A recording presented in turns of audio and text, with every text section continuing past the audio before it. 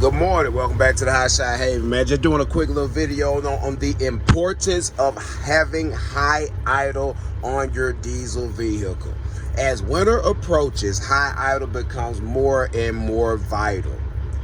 High idle is used to bring the RPM of the engine up while sitting still in order to minimize engine damage and also to provide oil pressure to the top end of the motor.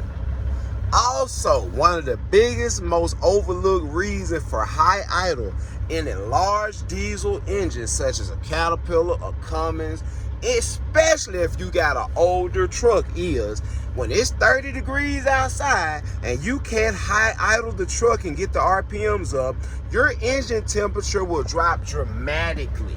Your engine temps will be normally about 180 to 200, and when you're not high idling and it's cold outside, your engine temperature could be low as 150, 125, depending on which way the wind is blowing.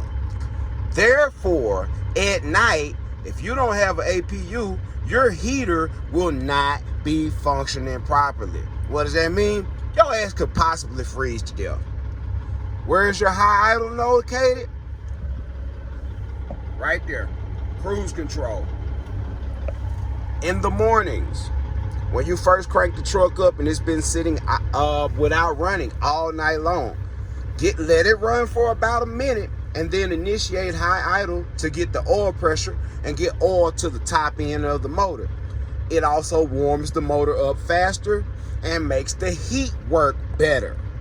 Without this, you induce cylinder wash, cold combustion chamber temperatures, which leads to fuel washout, which washes the rings, and next thing you know, you'll realize that your engine has a lot of blow by.